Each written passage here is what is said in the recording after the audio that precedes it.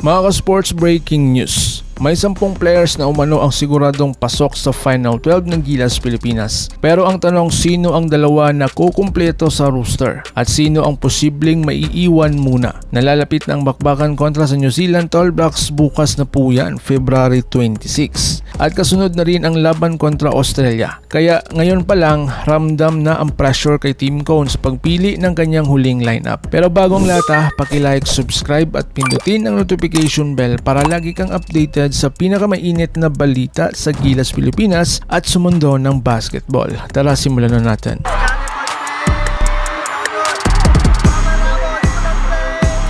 Mga sports, 10 players halos sigurado na. Ayon sa report ng The Manila Times, may 10 players na napakalaki ng tsansa na makapasok sa Final 12. Narito ang mga pangalan: Justin Brownlee, isang certified naturalized leader, scoring at clutch performance.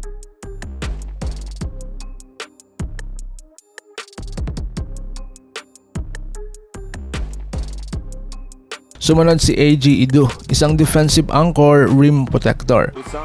Goes inside, Edu misses, second effort, third chance, Pangatlo, Junmar Fajardo, the Kraken at interior dominance.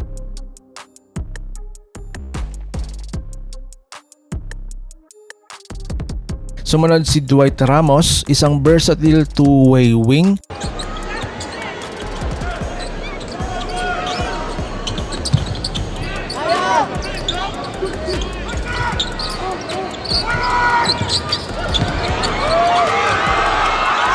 Sumunod si Scottie Thompson, isang hustle, energy at leadership.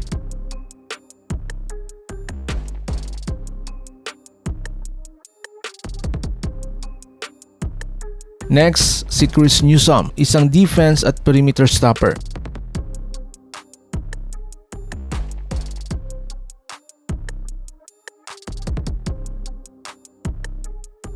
Sumunod si CJ Perez, isang explosive scorer.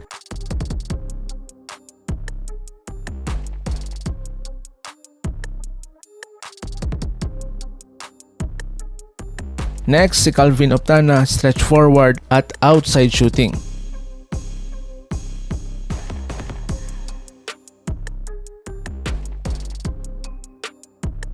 Sumunod si Kevin Kembao, or mas kilala nating KQ, isang rising star, isang versatility.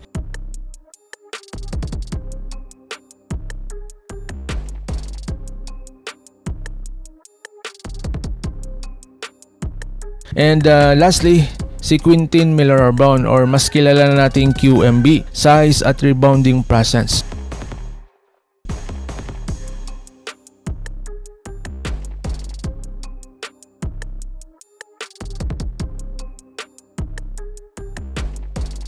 Kung susuriin, balance na po ang lineup na ito. May inside presence, may shooters, may defenders, at may closers. So ngayon, sino ang dalawang kukumpleto? May 5 pang pinagpipilian para sa huling 2 spot. Si Carl Tamayo, Juan Gomez Diliano, Justin Baltasar, RJ Abarientos, Troy Rosario. 2 lang sa kanila ang makakasama sa Final 12. Kailangan dito fit sa sistema ni Coach Team Cone, triangle offense, spacing, discipline, at defensive accountability. So mga ka-sports, sa home court defense, walang urungan. Dumating na sa bansa ang New Zealand All Blacks para sa laban sa Mall of Asia Arena. Para kay Coach Team Cone, malinaw ang priority, ipagtanggol ang ating home court. Hindi lang ito simpleng laro, pride din ito, bandera ito. Kapag sa sariling bayan ka naglaro, may dagdag na puso, may dagdag na gigil. Psychological din ito mga ka-sports. Kapag maingay ang crowd, pressure ang kalaban. Kapag buo ang suporta ng mga fans, mas mataas ang kumpiyansa ng Gilas. So ngayon mga ka-sports, dito tayo sa ibang segment. Issue daw ng pera, nilinaw ni Coach. Sa isang interview, nilinaw ni Coach Team Cone na pantay-pantay ang bayad, walang special treatment, hindi pera ang dahilan kung bakit ka nasa Gilas. Kung perang habol mo, maling lugar ang Gilas. Mga ka-sports, ang kultura pantay-pantay,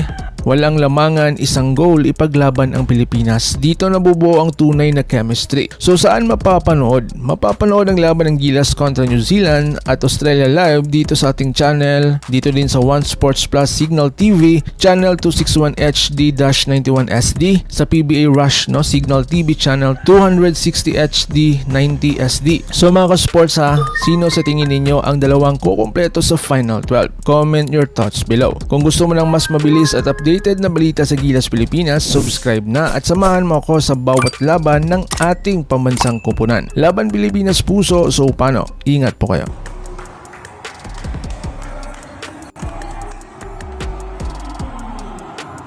Mga ka-sports, kung hilig ninyong bumili ng mga Gilas jersey, Gilas accessories at mga gamit na pang basketball habang nanonood po kayo sa aking mga videos, kindly check this basket on this lower part ng ating video at magpa-pop up yung ating mga items sa gilid. Mga legit po yung mga items dyan, and see to it po na makabili po kayo ahead of time kasi meron po yung mga discounts and mga promos depende po sa seller. And also, kunting suporta din as a content creator po. Salamat!